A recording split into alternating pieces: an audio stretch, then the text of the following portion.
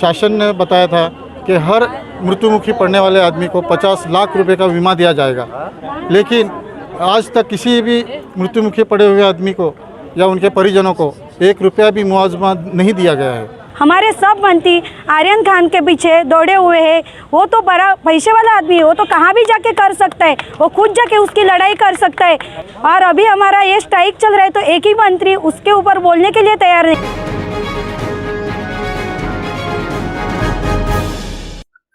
महाराष्ट्र राज्य सड़क परिवहन महामंडल एसटी महामंडल का राज्य सरकार में विलीनीकरण की मांग तेज हो गई है।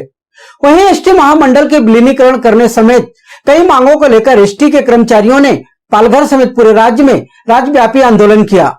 उनका कहना है कि जब तक सरकार उनकी मांग नहीं मानती है तब तक वह अपना आंदोलन पीछे नहीं लेंगे।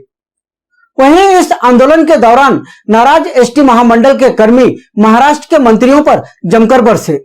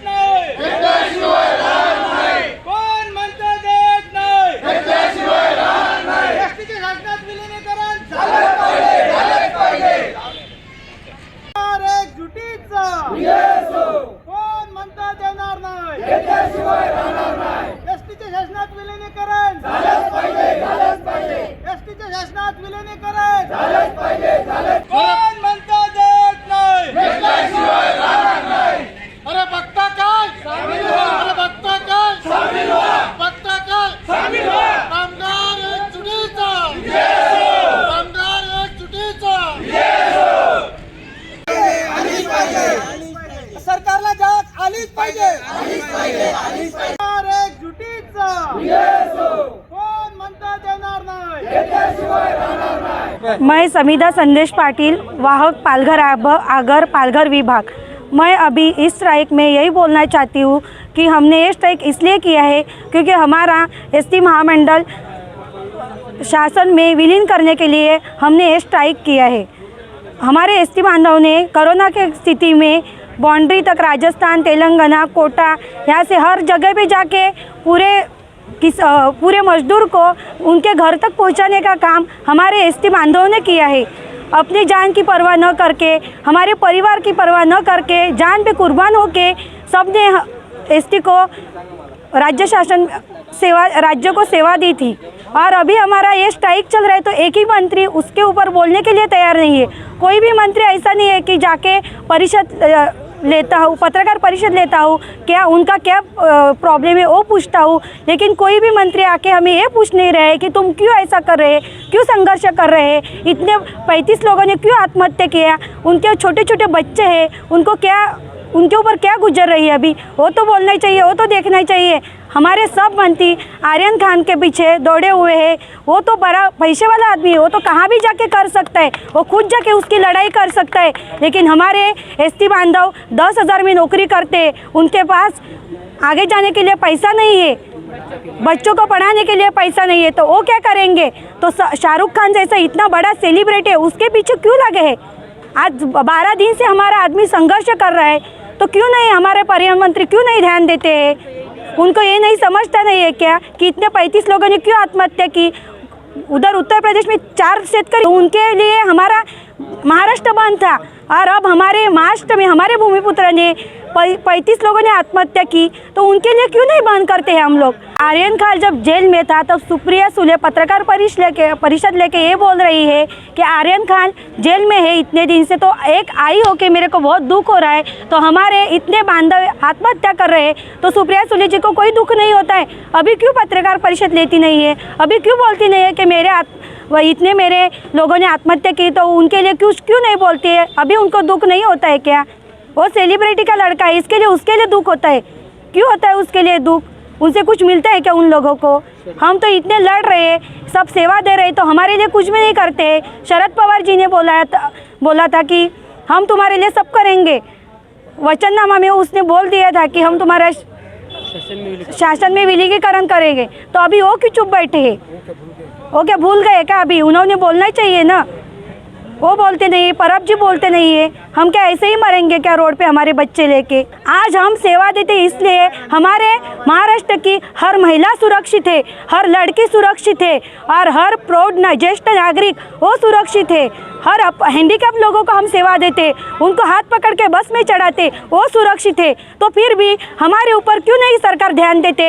हम तो सरकार को इतना सारा पैसा कमा के देते हैं, हम तो पुलिस जैसा डॉक्टर जैसा सेवा भी देते हैं और देश को पूरा इनकम ला के देता है। हमारा कमा हुआ पैसा हमें वापस चाहिए, तो क्यों नहीं हमें विलीन करते राज्य शासन में? हमारे एक ही लड़ाई है, हमें लेके आदेश दो तभी हम बाहर आएंगे, नहीं तो अभी ये सब नहीं करेंगे, हम पीछे लेंगे नहीं।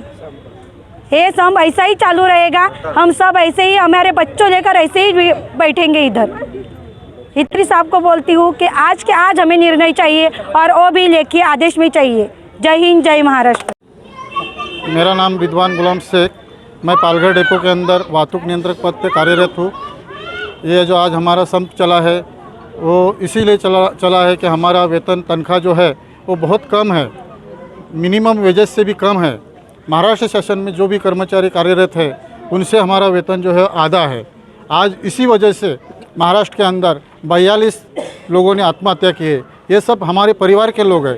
ये परिवार का हमको बड़ा दुख हो गया है। बड़ी एसटी महामंडल के कर्मचारियों की उन्होंने जैसा आदेश दिया कि आज फलाना लोगों को लेके बॉर्डर पे चले जाओ, तो हमारे चालक लोग निसंदेह करके चले गए बॉर्डर के ऊपर लोगों को पहुंचाने के लिए। वहाँ खतरनाक से खतरनाक कोरोना काल हुआ था, लोगों की मृत्यु हो रही थी, लेकिन हमारे जाबाज सिपाही चालक लोगों ने उनको उनकी मंजिल तक पहुंचाया। और दूसरी बात ऐसी है कि जब भी शासन ने आदेश दिए कि कोरोना काल में तुम लोगों की सहायता करो, हमने बोरीवली में जाके बोरीवली से वसई विरार के लोगों की सहायता की। वहाँ से सबके लिए गाड़ियों का प्रबंध करके उनको भेजा गया। जब तो कोरोना काल का बहुत माथे पे चढ़ गया था कोरोना काल, तो भी हमारे जाबाज सिपाहियों ने हिम्मत हारी नहीं।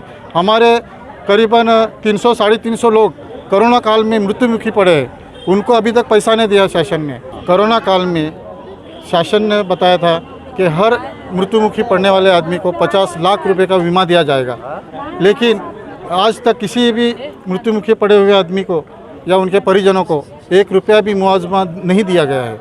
और दूसरी बात ऐसी कि हमारे जाबाज सिपाहियों ने छत्तीसगढ़, पश्चिम बंगाल, यूपी और तुम्हारा मध्य प्रदेश के अंदर कोटा से जो हमारे छात्र अटके हुए थे महाराष्ट्र के, उनको लाने के लिए भी हमारे बसें भेजी गई और हमारे जाबाज चालक लोग वहाँ पे जाके उनको सही सलामत घर तक उनके मंजिल तक पहुँचा दिया था। और ये सरकार को इस बात का एहसास भी नहीं हुआ है। आज हम लोग इतने भूखे पैसे कुपोषण में बैठे हैं, संप कर रहे हैं, इसका कोई लेना देना नहीं लग रहा है। आज हमारे पूरे महाराष्ट्र के अंदर 8-10 दिन से ये पूरा संप चालू है, फिर भी इसी की कोई सुनवाई हो नहीं रही है। ये भी दूसरी बड़ी बात है कि कोरोना काल में हमने खुद ने काम किया है और हमको कोरोना काल में एक दिन के लिए 350 रुपये भत्ता देने की बात हुई थी महामंडल में, अभी तक वो भी पैसा दिया नहीं। कि शासन ने हमारे मांगनी जो है शासन में विलीनीकरण करने की, वो विलीनीकरण जल्द से जल्द किया जाए और वो करने के बाद हमको ऐसा ठोस सबूत दे दे, लिखित स्वरूप में दे दे कि तुम्हारा शासन में विलीनीकरण कर दिया है तो आप संप पीछे ले सकते हैं। जब तक हमारा विलीनीकरण होगा नहीं तब तक हम ये संप पीछे लेने वाले नहीं हैं। अगर अभी तक आपने हमारा चैनल सब्सक्राइब नहीं किया तो अभी सब्सक्राइब करें और बेल आइकॉन को क्लिक करके हमारी लेटेस्ट खबरों से रहे अपडेट।